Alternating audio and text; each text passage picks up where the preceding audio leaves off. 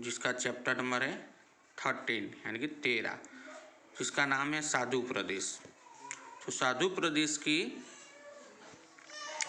लेखक है काका हाथरसी, जिसका जन्म 1906 में हुआ है और निधन 1995 में हुआ है। तो काका हाथरसी की हिंदी के जाने माने हास्य व्यंग्यकार थे। आपने हिंदी जगत में एक विशेष पहचान बनाई है। मूल नाम प्रभुलाल गर्ग था, पर हाथरस में एक नाट्य मंच के दौरान आपने काका की भूमिका निभाई थी। तभी से आपने स्वयं अपना तखल्लुस काक हाथरसी रख लिया है। हिंदी के हास्य कवियों का मंच देने का श्रेय आपको जाता है। जहाँ कहीं भी हास्य कवि सम्मेलन आयोजित होते थे, वहाँ काका की अनिवार्य अनुपस्थिति होती थी। यानी कि जो कहीं भी हास्य कवि का सम्मेलन योजा जाता था तो वहाँ काका हाथरसी मौजूद रहते थे। तो हिंदी के सुविख्यात पत्र पत्रिकाएं यथा धर्मयुग, साप्ताहिक हिंदुस्तान, वीणा आदि में आपकी रचनाएं नियमित रूप से प्रकाशित होती रहती थी। कुल मिलाकर आपके नाम 42 संकलन मिलते हैं। व्यंग हास्य के क्षेत्र में आपके सुपुत्र निर्भय हाथरसी का नाम भी प्रसिद्ध है। 1995 में आपको भारत सरकार द्वारा प्रतिष्ठित पद्मश्री से सम्मानित दिया है। हिंदी अकादमी दिल्ली द्वारा प्रतिवर्ष काका हाथरसी पुरस्कार दिया जाता है।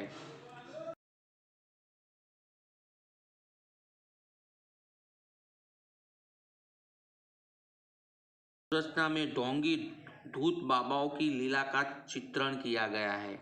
साधु प्रदेश शीर्षक से तो लगता है कि साधु अर्थात सज्जन का उपदेश होगा, पर कवि ने व्यंग्य शैली अपनाकर ऐसे साधु, ढोंगी बाबा आदि के प्रति अपना आक्रोश प्रकट किया है, यानी कि गुस्सा प्रकट किया है। पोथी पढ़ने का यानी कि पुस्तक होता है, तो पोथी पढ़ने और माला फेरने से कुछ नहीं होता। एक और हम राम नाम जपते हैं, यानी कि गौमुखी, यानी कि जो माला पढ़ने की थैली आती है ना, जिससे छुपाकर हम माला पढ़ते हैं, उनकी बात की। तो गौमुखी में हाथ डालकर माला के दाने को फेरते हैं, यानी कि जो थैली में माला रख के हम जो दाना जो पारे होते हैं उनको घुमाते और बोलते हैं राम राम करके, उसकी बात की है। तो दूसरी ओर मीठी सुरी भी चलाते हैं, तो जो माला फेरते तो दूसरी ओर भी उनके मन में दूसरी ओर कुछ क्या बोलते हैं, चुगली करना, ऐसे बोलते हैं। ये यथाकथित साधु बाबा न तो ज़्यादा पढ़े लिखे होते न ज्ञानी, इसीलिए भक्तों द्वारा पूछे गए प्रश्नों का उत्तर न देने पड़े, इस हेतु मौनी बाबा का स्वांग रचाए बैठते रहते, यानी कि मौन धारण किया है, ऐसे ढोंग रचते हैं। वे मौन रखकर जीव जगत और माया संबंधी असंगत बातें, मनगढ़ंत बातें किए जाते हैं। ऐसे मौन रहकर सारे जगत और माया जो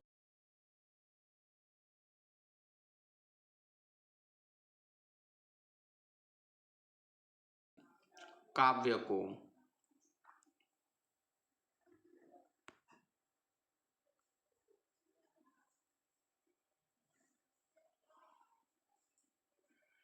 आइए प्रिय भक्तगण, उपदेश कुछ सुन लीजिए।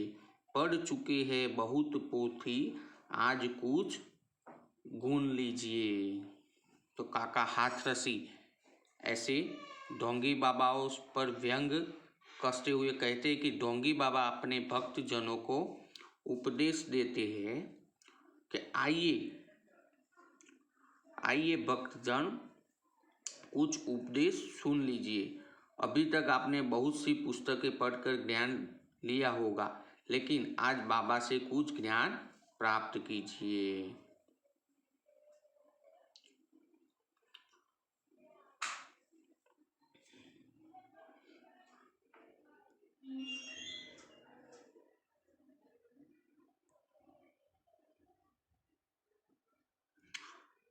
हाथ में हो गौमुखी माला, सदा ही हिलती रहे, नम्र ऊपर से बने भीतर सुरी चलती रहे। तो अपने हाथों में सदाए गौमुखी की माला फेरते रहिए और ऊपर से सभी के साथ नम्रता का व्यवहार कीजिए, लेकिन मन के अंदर कुटिलता की सुरी चलाते रहिए। इधर काका हाथरसी ने कहा है कि डोंगी बाबा का उपदेश ऐसा होता है कि हाथ में हो गौमुखी माला, सदा हिलती रहे, नम्र ऊपर से बने और भीतर से सुरी चलाते रहिए, ऐसा उपदेश देने का बोला है।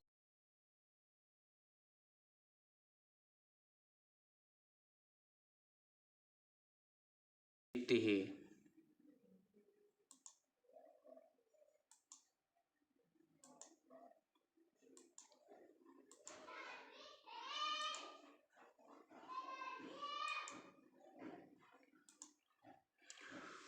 नगर से बाहर बगीचे में बना ले झोपड़ी, दीप जैसी देह चमके, सीप जैसी खोपड़ी, तर्क करके लिए आ जाइए कोई सामने, खुल न जाए पोल इस भय से, लगे मत कांपने।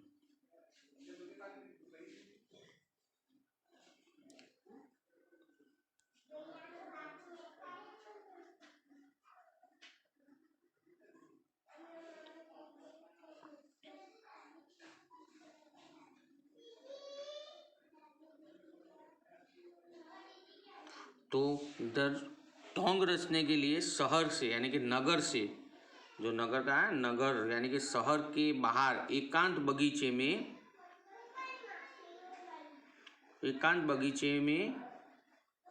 अपनी झोपड़ी बना ले और आपका शरीर दीपक की तरह प्रकाशित होना चाहिए।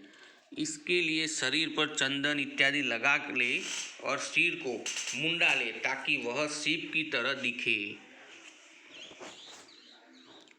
ढोंग करने के लिए कैसा उपदेश कहा है कि शहर से बाहर कोई बगीचा हो, वो बगीचा में जाके अपनी एकांत की झोपड़ी बना ले और शरीर को दीपक की तरह चमकाने के लिए क्या कीजिए करने का कहा है कि चंदन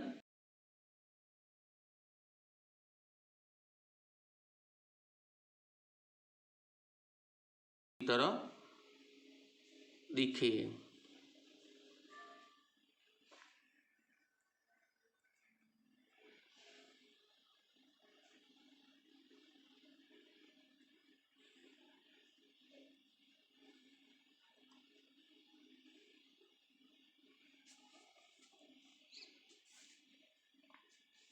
अगर कोई आपके सामने आकर जीव और ब्रह्म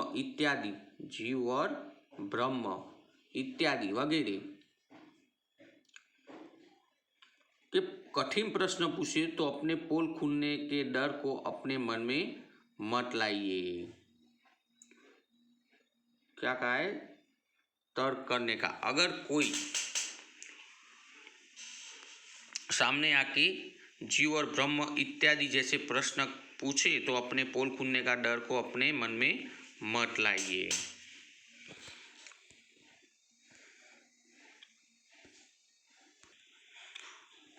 तो आगे देखते कि तू कौन मैं कौन, स्लेट पर लिख दो महोदय, आजकल मैं मौन हूँ, धर्म संकट शीघ्र हो, इस युक्ति से कट जाएगा सामने से तार्किक विद्रान।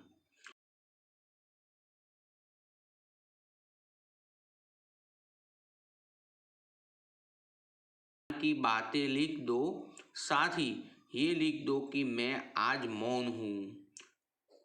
इस उपाय से आपको धर्म संकट दूर हो जाएगा और आपसे जो बहस करने वाले लोग हैं वे भी सब चुप होकर चले जाएंगे। तो कैसा उपदेश बोला है कि अपनी कुटिया के बाहर बैठकर स्लेट पर कुछ ज्ञान की बातें लिख दो और साथ ही में लिख दो कि आज मैं मौन हूँ। और ऐसे उपाय से ऐसे धर्म संकट से जो बहस करने वाले लोग हैं वो सब चुप होकर चले जाएंगे।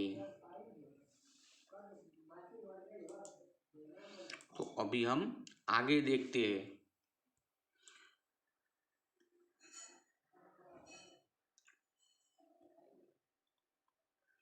तो किए जा निष्काम सेवा सब फलेसा छोड़कर, याद फल की सब सताए खा पपीता तोड़कर, स्वर्ग का झगड़ा गया भय भी नरक का छोड़ दे, पाप घट भर जाए तो काशी पहुंचकर फोड़ दे।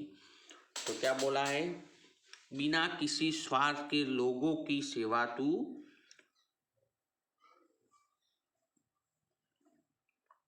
करते जाओ, बिना किसी स्वार्थ, निष्काम यानी कि कोई स्वार्थ वगैर, किसी स्वार्थ के बिना तू सेवा करते जाओ, किसी भी फल की इच्छा मत रखो, किसी भी फल की इच्छा मत रखो। जब भी किसी फल की खाने की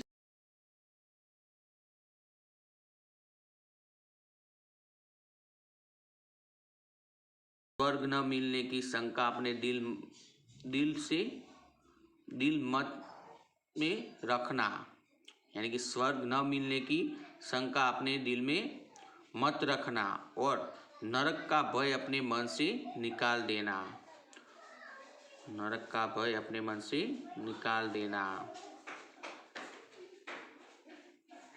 जब भी पाप का घड़ा भर जाए तो काशी चले जाने का बोला है, और वहां जाके विद्वानों के कहा है कि काशी में मरने पर स्वर्ग मिलता है। तो जब भी अपना पाप का घड़ा भर जाए तो काशी चले जाने का, और वहाँ जाकर विद्वानों का सुनने का, यानी कि अपना पाप का घड़ा फोड़ देने का, यानी कि वहाँ मर जाने से अपने, यानी कि हम उनको स्वर्ग मिलता है, ऐसा कहा जाता है। यानी कि जो विद्वान, जो बड़े बड़े लोग हैं, साधु संत महान लोग, उन्होंने ऐसा कहा है कि काशी जाने से स्वर्ग मिलता है। तो बच्चों, आपको ये अच्छी तरह समझ में आ गया होगा। तो अभी इस पाठ से आपको कोई स्वाध्याय, यानी कि स्वाध्याय के प्रश्नों के उत्तर देने होंगे। तो अभी आगे का वीडियो हम वीडियो 2 में स्वाध्याय के बारे में चर्चा करेंगे, यानी कि समझेंगे। तो चलो, नमस्ते।